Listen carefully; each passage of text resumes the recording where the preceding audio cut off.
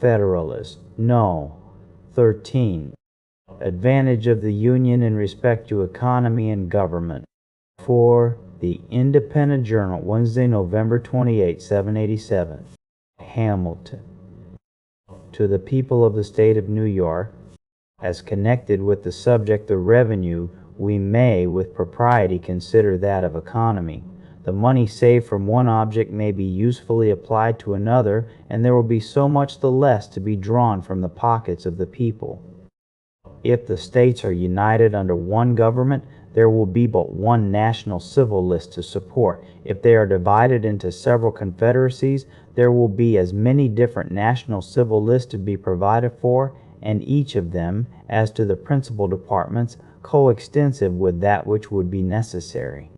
For a government of the whole, the entire separation of the states into 13 unconnected sovereignties is a project too extravagant and too replete with danger to have many advocates.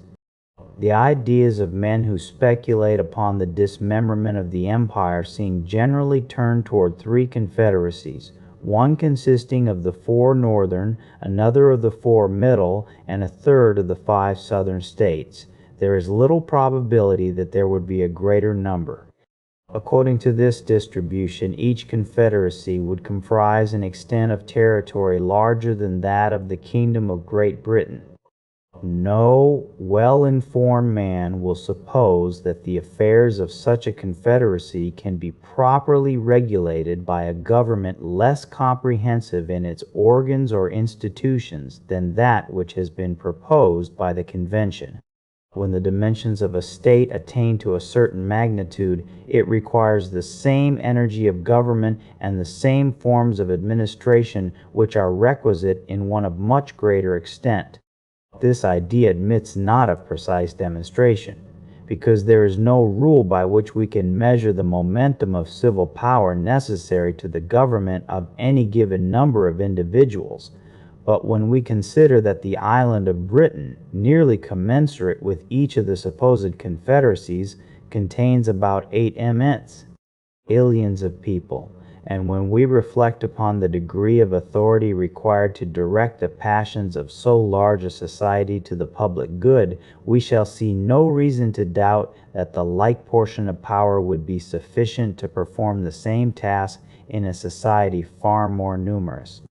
Civil power, properly organized and exerted, is capable of diffusing its force to a very great extent, and can, in a manner, reproduce itself in every part of a great empire by a judicious arrangement of subordinate institutions.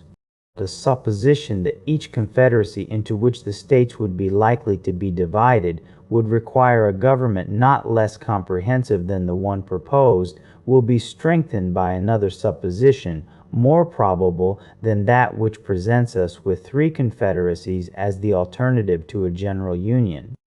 If we attend carefully to geographical and commercial considerations in conjunction with the habits and prejudices of the different states, we shall be led to conclude that in case of disunion they will most naturally league themselves under 2 governments.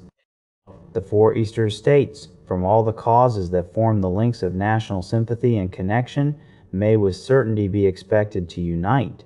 New York, situated as she is, would never be unwise enough to oppose a feeble and unsupported flank to the weight of that confederacy. There are other obvious reasons that will facilitate her accession to it. New Jersey is too small a state to think of being a frontier, in opposition to this still more powerful combination, nor do there appear to be any obstacles to her admission into it. Even Pennsylvania would have strong inducements to join the Northern League. An active foreign commerce, on the basis of her own navigation, is her true policy, and coincides with the opinions and dispositions of her citizens. The more southern states, from various circumstances, may not think themselves much interested in the encouragement of navigation. They may prefer a system which would give unlimited scope to all nations to be the carriers as well as the purchasers of their commodities. Pennsylvania may not choose to confound her interests in a connection so adverse to her policy. As she must at all events be a frontier, she may deem it most consistent with her safety to have her exposed side turned towards the weaker power of the Southern rather than towards the stronger power of the Northern Confederacy. This would give her the fairest chance to avoid being the Flanders of America. Whatever may be the determination of Pennsylvania, if the Northern Confederacy includes New Jersey, there is no likelihood of more than one confederacy to the south of that state. Nothing can be more evident than that the 13 states will be able to support a national government better than one half, or one-third, or any number less than the whole. This reflection must have great weight in obviating that objection to the proposed plan, which is founded on the principle of expense, an objection, however, which, when we come to take a nearer view of it, will appear in every light to stand on mistaken ground. If, in addition to the consideration of a plurality of civil lists, we take into view the number of persons who must necessarily be employed to guard the inland communication between the different confederacies against illicit trade, and who in time will infallibly spring up out of the necessities of revenue, and if we also take into view the military establishments which it has been shown would unavoidably result from the jealousies and conflicts of the several nations into which the states would be divided, we shall clearly discover that a separation would be not less injurious to the economy than to the tranquility, commerce, even you, and liberty of every part. Publius.